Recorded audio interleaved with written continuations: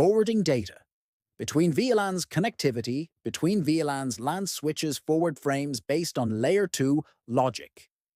This means that when a switch receives an Ethernet frame, it looks at the destination MAC address and forwards the frame out another interface or multiple interfaces if it is a bum frame. This type of switch is often called Layer 2 switch. Layer 2 forwarding logic is performed per VLAN.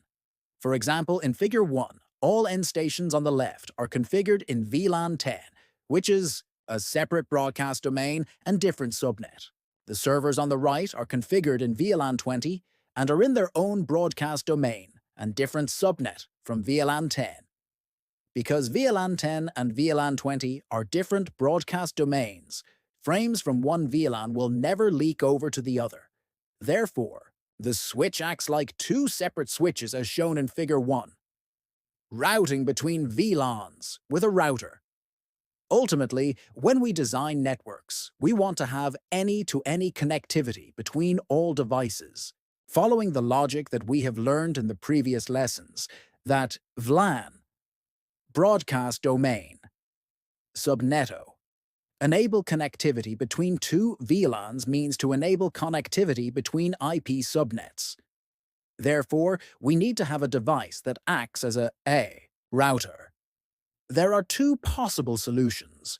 We can use an actual router to do the routing, or the switch itself can perform routing functionalities. Switches that can perform Layer 3 routing functions are called Layer 3 switches or multi-layer switches.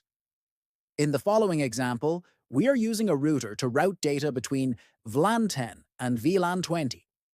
The router has one physical interface connected to switch port in VLAN 10 and one physical interface connected to switch port in VLAN 20.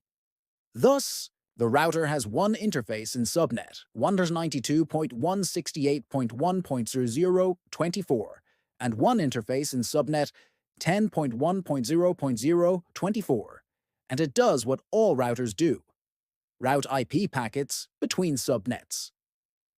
The downside of this approach for forwarding data between VLANs is that the router must have physical interfaces for every VLAN. Above example is a feasible design option, but if we have 10 plus VLANs, for example, it will obviously not scale well because we will use 10 plus interfaces on both the router and the switch.